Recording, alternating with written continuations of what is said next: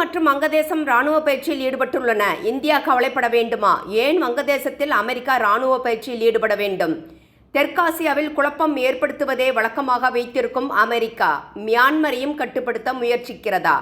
September மாதம் வங்கதேசத்தில் America மூக்கை நுழைக்கும் என்று நான் ஆகஸ்ட் 4ஆம் தேதி வெளியிட்ட வீடியோவில் கூறியிருந்தேன். அந்த வீடியோ லிங்கை டிஸ்கிரிப்ஷனில் கொடுத்திருக்கிறேன். அந்த வீடியோவையும் பார்க்கவும். சமீபத்தில் அமெரிக்க வான்படை C-130J சூப்பர் ஹெர்குலிஸ் விமானம் வங்கதேசத்தில் சிட்டகாங்கில் உள்ள ஷா அமனத் சர்வதேச விமான நிலையத்தில் தரையிறங்கியது. இந்த விமானம் எப்போதும் ஜப்பானின் யோகோட்டா வான்படை தளத்தில் நிறுத்தப்பட்டு இருக்கும். அமெரிக்கா, வங்கதேசம், இலங்கை ஆகிய 3 நாடுகளின் வான்படைகள் இணைந்து செப்டம்பர் 15 முதல் 4 நாட்கள் கூட்டு இராணுவ பயிற்சியை வங்கதேசத்தின் சிட்டகாங்கில் மேற்கொண்டன. இது பசிபிக் ஏஞ்சல் என்ற கூட்டு பயிற்சியின் ஒரு பகுதியாக செயல்படுத்தப்பட்டது. இந்த பயிற்சியில் மொத்தம் 3 விமானங்கள் ஈடுபடுகின்றன. வங்கதேசத்தின் M-17 ஹெலிகாப்டரும் பங்கேற்கிறது.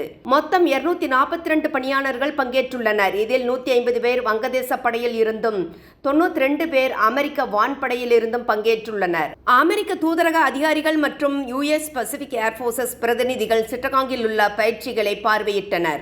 மேலும் சிட்டகாங் பகுதியில் ஒரு அமெரிக்க வங்கதேச கூட்டு பயிற்சிக்கு திட்டமிட்டு இருப்பதாக செய்திகள் தெரிவிக்கின்றன. இதற்கு முன்பு 2025 ஜூலை 24 முதல் 30ஆம் தேதி வரை வங்கதேச இராணுவத்தின் பாரா கமாண்டோ மற்றும் அமெரிக்க இராணுவத்தினர் இணைந்து டைகர் லைட்னிங் 2025 என்ற பயிற்சியை நடத்தியிருந்தனர். தற்போது நடந்து வரும் பயிற்சி குறித்து இந்தியா கவலைப்பட வேண்டுமா என்ற கேள்வியையும் எழுப்பியுள்ளது. சிட்டகாங் இந்தியா மியான்மர் எல்லைக்கு அருகில் இருப்பதால் இது ஒரு யுத்த ரீதியிலான பயிற்சியாக இருக்குமா என்ற சந்தேகத்தை ஏற்படுத்தியுள்ளது. அமெரிக்கா போன்ற நாடுகள் வங்கதேசத்தை தளமாக பயன்படுத்தி இந்தியாவை சுற்றி அவர்களது தாக்கத்தை விரிவுபடுத்தக்கூடும் என்ற கவலையும் எழுந்துள்ளது. 2024 ஆகஸ்டில் வங்கதேச முன்னாள் பிரதமர் ஷேக் ஹசீனா பதவி விலகிய போது அதில் அமெரிக்கா மறைமுகமாக பங்கெடுத்து இருந்ததாக குற்றச்சாட்டுகள் எழுந்தன. ஆனால் ட்ரம்ப் இதை மறுத்திருந்தார். தற்போது நடைபெறும் பயிற்சிகள் மனிதாபிமான உதவி, பாதுகாப்பு ஒத்துழைப்பு, திறன் மேம்பாடு என்ற பெயரில் நடத்தப்படுகின்றன. ஆனாலும் அவை இந்திய எல்லைக்கு அருகில் நடப்பதால் புதுடெல்லி கவனத்துடன் கண்காணித்து வருகிறது.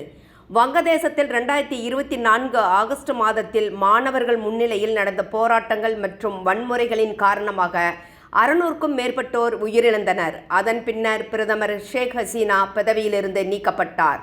76 வயதான ஹசீனா இந்தியாவில் தஞ்சமடைந்தார். அதனைத் தொடர்ந்து நோபல் பரிசு பெற்ற முகமது யூனிஸ் தலைமையிலான இடைக்கால அரசு அமைக்கப்பட்டது. வங்கதேசம் செயின்ட் மார்ட்டின்ஸ் தீவை ஒப்படைக்க மறுத்ததால் அமெரிக்கா அதிருப்தி அடைந்திருந்தது என்ற குற்றச்சாட்டுகள் எழுந்துள்ளன. உலகின் பரபரப்பான கடல்சார் வர்த்தக பாதைகளில் ஒன்றான மலாக்கா ஜலசந்திக்கு அருகில் செயின்ட் மார்ட்டின்ஸ் தீவு இருக்கிறது. இதனால் இந்த தீவு அதிக முக்கியத்துவம் பெறுகிறது. இந்த தீவில் இராணுவ தளம் அமைந்தால் வங்காள விரிகுடாவில் நடக்கும் செயல்பாடுகளை எளிதாக கண்காணிக்கலாம். இதில் மலாக்கா ஜலசந்தியை சுற்றியுள்ள பகுதிகளில் சீனாவின் முதலீடுகள் மற்றும் நடவடிக்கைகள் கண்காணிக்க வேண்டும் என்பது அமெரிக்காவின் திட்டம்.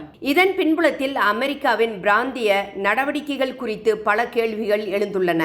தெற்காசியாவில் சீனாவின் செல்வாக்கை எதிர்கொள்வதற்காக அமெரிக்கா தன் பங்கை அதிகரிக்கிறதா என்ற சந்தேகம் வலுத்துள்ளது.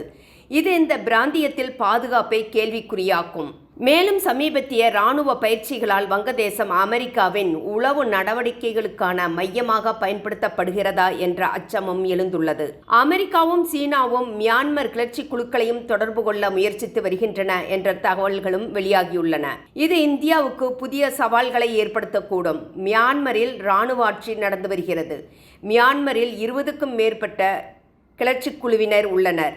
இவர்களில் கம்யூனிஸ்ட் அடிப்படையிலான குழுக்கள் சீனாவுக்கு ஆதரவாக உள்ளன. இவர்களிடம்தான் அதிக நிலப்பரப்பு உள்ளது. மேலும் காந்த கனிமம் இருக்கிறது. இதை சீனா தனது உபயோகத்திற்கு எடுத்துக்கொள்கிறது. சுரங்கங்களை தனது கட்டுப்பாட்டில் சீனா வைத்து கொண்டிருந்தது. இது அமெரிக்க அண்ணனுக்கு பொறுக்கவில்லை.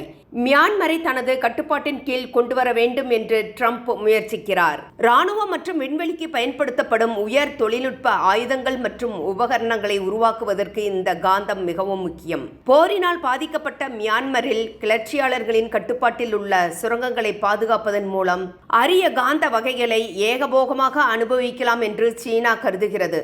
ஆனால் இங்கு வில்லனாக வந்து நிற்கிறது அமெரிக்கா. இப்படி மியான்மரிலும் வங்கதேசத்திலும் கால் பதித்து தெற்கு ஆசியாவை தனது கட்டுப்பாட்டுக்குள் சீனாவுக்கு போட்டியாக கொண்டு வர வேண்டும் என்று அமெரிக்கா பல வழிகளிலும் முயற்சித்து வருகிறது.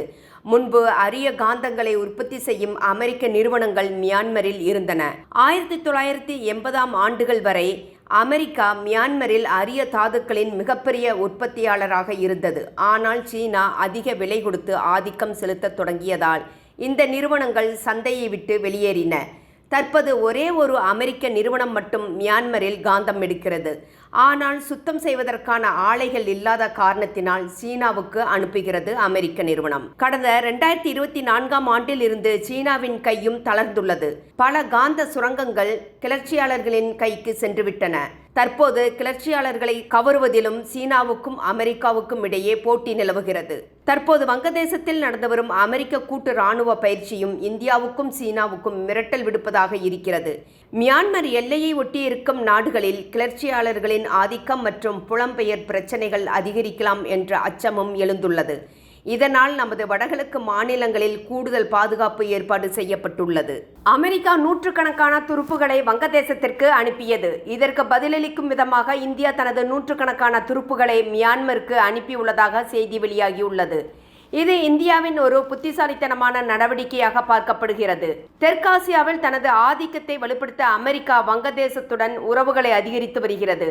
இது இந்தோ பசிபிக் பகுதியில் பதற்றத்தை அதிகரிக்கிறது. கிளர்ச்சியாளர்கள், அகதிகள் மற்றும் கடத்தல் போன்ற எல்லை தாண்டிய அச்சுறுத்தல்களை கட்டுப்படுத்த இந்தியா மியான்மர் எல்லைக்கு அருகில் துருப்புகளை நிலைநிறுத்துகிறது. பிராந்தியத்தை பாதுகாத்தல் மற்றும் மியான்மரின் உறுதியற்ற தன்மைக்கு மத்தியில் பாதுகாப்பு அதிகரிக்கப்பட்டுள்ளது. வங்கதேசம் உக்ரைன் செய்த அதே தவறை மீண்டும் மீண்டும் செய்து வருகிறது. பெரும் வல்லரசுகளுக்கு இடையில் சிக்கிக்கொள்கிறது. நண்பர்களே, தெற்காசியாவில் அமெரிக்கா ஆதிக்கம் செலுத்துவது குறித்து உங்களது கருத்துக்களை எங்களுடன் பகிரவும். உங்களது ஆதரவு எங்களுக்கு ஊக்கமளிக்கும். எங்களது யூடியூப் சேனலை சப்ஸ்கிரைப் செய்ய கீழே இருக்கும் பெல் பட்டனை அழுத்தவும். நன்றி.